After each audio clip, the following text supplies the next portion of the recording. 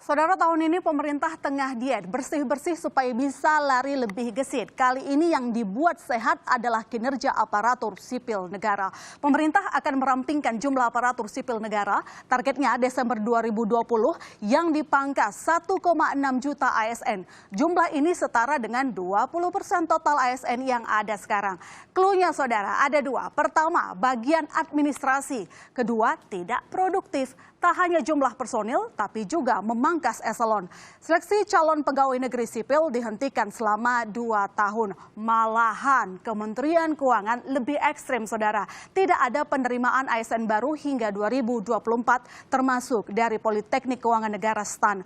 Moratorium penerimaan CPNS tidak berlaku bagi kedinasan terprogram seperti Akpol dan Akmil.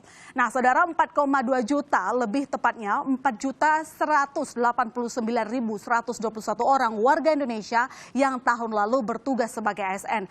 Jabatannya beragam di pusat hingga ke pelosok daerah. Sebetulnya saudara, rekrutmen sudah tidak agresif lagi. Jumlah ASN kita terus menurun sejak 2015 lalu yang berjumlah sekitar 4,5 juta orang. Nah, lalu berapa sih ongkos negara membayar pelayan publik ini?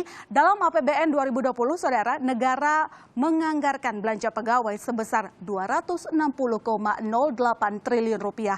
Jalan 5 bulan sudah 95,41 triliun rupiah yang terpakai. Nah, perlu digarisbawahi, ini adalah angka khusus belanja pemerintah pusat. Belanja pegawai ini sekitar 14% dari total belanja pemerintah pusat, di luar belanja barang hingga bantuan sosial. Nah, niat sejumlah milenial menjadi ASN pun harus pupus begitu ya. Warga berharap pelayanan publik tak terganggu meski ada perampingan di tubuh birokrasi negara.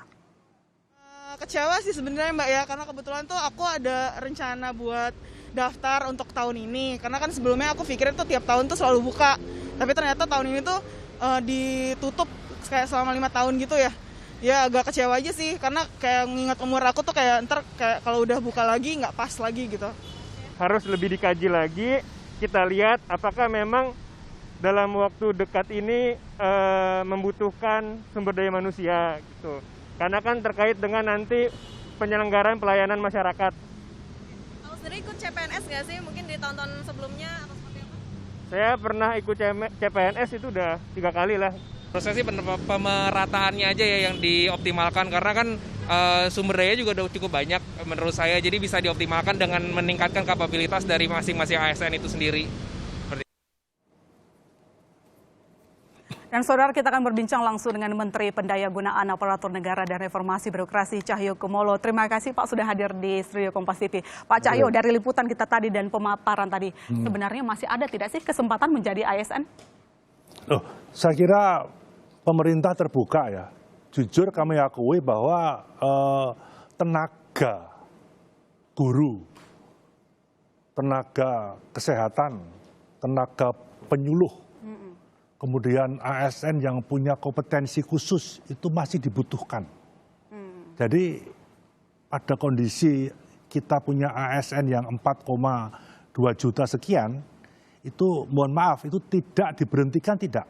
Nggak mungkin dong diberhentikan. Kan mereka juga menunggu pensiun, atau mungkin berhalangan tetap, atau mungkin mengajukan pensiun dini. Nah, yang kita atur sekarang ini adalah bagaimana membangun efektivitas dan efisiensi ASN kita.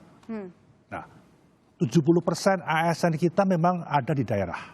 Nah, daerah membutuhkan tadi tenaga guru, kesehatan lah. Ini yang sekarang difokuskan oleh Kemenpan RB, oleh Kemendagri, oleh Menteri Keuangan, dan lebih khusus ke leading sektornya adalah Kementerian Kesehatan dan Kemendikbud untuk mencari tenaga pengajar yang memang punya kualifikasi mengajar, punya kualifikasi dia sebagai perawat, sebagai bidan, sebagai dokter, bukan tenaga administrasi yang dipekerjakan di situ. Oke, kalau itu berarti masih akan ada proses perekrutan, terutama masih, untuk daerah, karena tadi 70% pun yang gitu.